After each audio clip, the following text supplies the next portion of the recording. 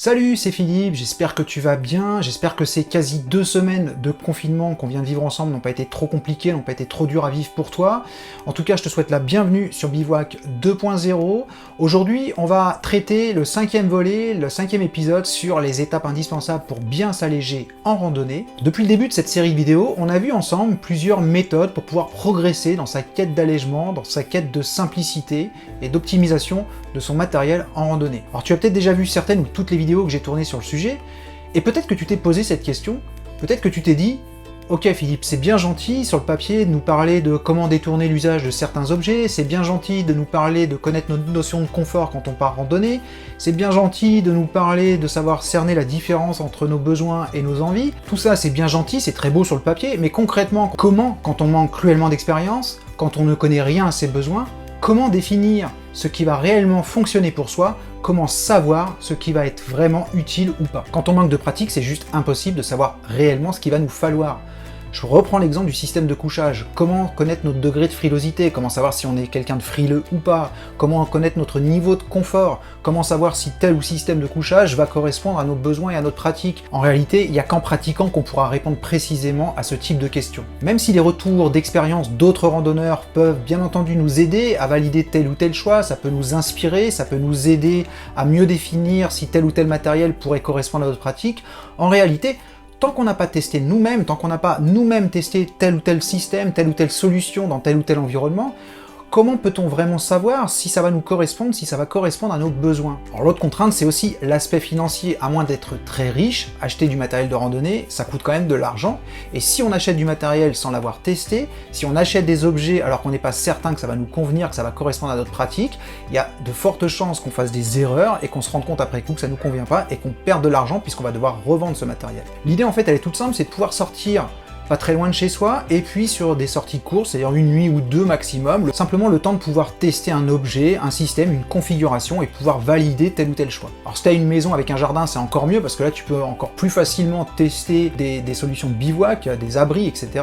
Tu peux tester aussi ta frilosité, tu peux dormir plusieurs nuits dehors chez toi pour savoir précisément si tu es quelqu'un de frileux ou pas, tu peux dormir avec plusieurs systèmes de couchage pour savoir ce qui va correspondre à ta pratique, tu peux tester comme ça facilement, et puis si tu habites en ville comme moi, et puis que tu as une terrasse ou un balcon, ça ne t'empêche pas non plus de pouvoir tester un système de couchage. Tu peux très bien dormir sur ton balcon les nuits où il fait très froid, et puis savoir un petit peu si ça te convient ou pas, de dormir avec une couette, etc., pour pouvoir avoir une meilleure idée en tout cas de ton métabolisme, sur tes besoins, et pouvoir définir précisément ce qui va te convenir. Alors tu peux également, et moi c'est ce que je fais, partir pas très loin de chez toi, et puis par exemple bivouaquer pas trop loin de ton véhicule, à une demi-heure de marche de ton véhicule.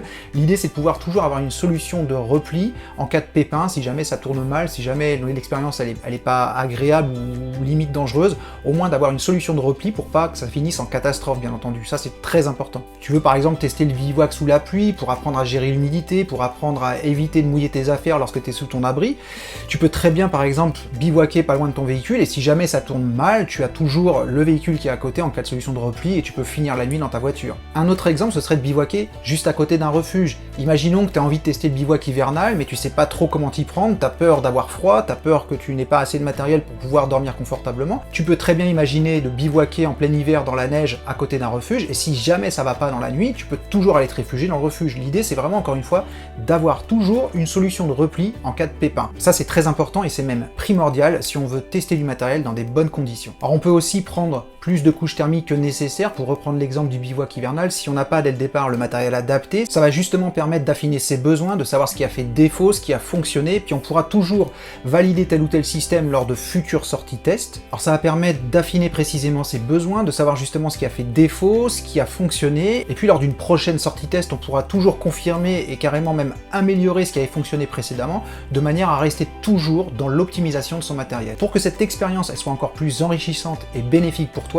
je t'invite vivement à essayer de rencontrer d'autres randonneurs de ta région, d'autres randonneurs qui sont également dans une démarche d'allègement. On peut plus facilement échanger du matériel entre randonneurs, ça va permettre par exemple de tester le duvet d'un tel, de dormir sous l'abri minimaliste d'un autre pour savoir un petit peu ce que ça fait concrètement. Et puis c'est un excellent moyen également, le fait de randonner à plusieurs, de tester avec encore plus de sécurité. Et surtout d'un point de vue psychologique, c'est un très bon moyen de briser ses barrières mentales, de briser les freins qu'on peut avoir sur tel ou tel usage. Le fait de randonner à plusieurs plusieurs, ça permet de se rassurer, de trouver la force nécessaire, entre guillemets, pour pouvoir tester telle ou telle chose qu'on n'aurait jamais fait si on était resté tout seul dans son coin. Encore une fois, le but c'est de tester, mais sans se mettre en danger. Et ça, c'est vraiment très très important. C'est pour ça qu'il faut toujours avoir une solution de repli. Si l'expérience elle est désagréable, c'est vraiment pas très grave sur une sortie de 2 jours, c'est vraiment pas un problème. Par contre, si tu prévois de faire un trek de 2 semaines pour une traversée d'un massif et que tu te rends compte une fois sur le terrain que ton matériel n'est pas du tout adapté, là c'est quand même plus compliqué, voire limite dangereux. Quand tu réalises ce genre de sortie test,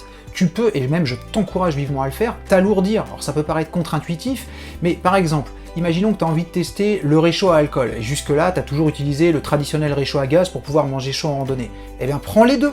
Prends le réchaud à alcool et prends le réchaud à gaz. C'est pas grave si tu portes plus lourd sur une sortie test, c'est pas grave de porter plus lourd si c'est justement pour t'aider à définir tes besoins, pour t'aider à savoir si tel ou tel objet correspond à ta pratique. Au moins ça va te permettre de valider, et puis si jamais ça ne fonctionne pas pour toi, tu as toujours ta solution de repli, tu as toujours ton réchaud à gaz pour pouvoir manger chaud. Tu as envie de tester le tarp mais tu as la phobie des bestioles, tu as la phobie des insectes, et généralement tu dors dans un abri avec une moustiquaire intégrée, prends les deux. Tu as envie par exemple de tester le bivouac à la belle étoile, tu prends ton abri, tu le montes et tu dors à la belle étoile à côté.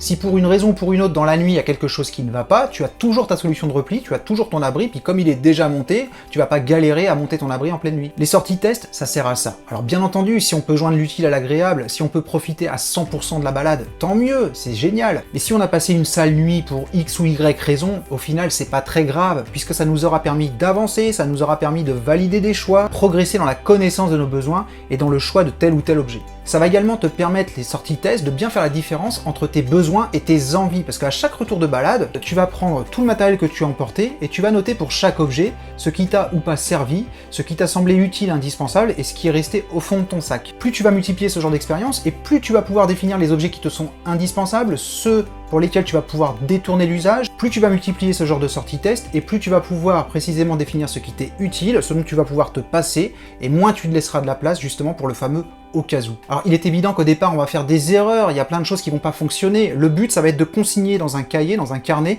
ce qui a marché, ce qui n'a pas marché, pour pouvoir valider tel ou tel choix et pour pouvoir à la prochaine sortie confirmer, améliorer, simplifier au maximum ton matériel. C'est de cette manière que tu vas pouvoir progressivement cerner précisément tes besoins, de savoir ce qui fonctionne pour toi, parce que ce qui fonctionne pour toi ne fonctionne pas forcément pour les autres, et d'avoir une liste de matériel qui te ressemble. Après bien entendu, libre à chacun de chercher à constamment optimiser son matériel en fonction de sa pratique, ou bien de se satisfaire de sa configuration à un instant T. Chacun fait ce qui lui plaît. C'est surtout et principalement de prendre du plaisir dans ce qu'on fait, de prendre du plaisir dans la randonnée, et d'avoir du matériel qui est au service de notre expérience de randonnée, d'avoir envie, dès que la balade est terminée, de remettre le couvert, de recommencer, de se sentir plus libre et de profiter pleinement des bienfaits de la marche, tout simplement. Voilà, ce 5e volet est maintenant terminé. J'espère que tu vas mettre en pratique cette méthode, cette expérience de sortie test, et que ça va te pousser aussi à rencontrer d'autres randonneurs de ta région, de ton coin, pour que tu puisses échanger, pour que tu puisses avoir une expérience de la randonnée qui soit la plus enrichissante et la plus intéressante possible. Si ça t'a plu, n'hésite pas à laisser un pouce, ça fait toujours plaisir, et en plus moi ça me motive énormément pour te proposer du contenu quotidien. N'hésite pas à mettre en commentaire ce que tu penses de cette méthode, si toi tu as déjà expérimenté sur des sorties courtes, et s'il y a des sujets dont tu aimerais que je parle dans les vidéos que je vais tourner sur les prochains jours, n'hésite surtout pas à le préciser dans les commentaires. Nous on se retrouve dès demain bien entendu, ici à 16h pour notre rendez-vous quotidien. En attendant, je te dis prends soin de toi, ciao.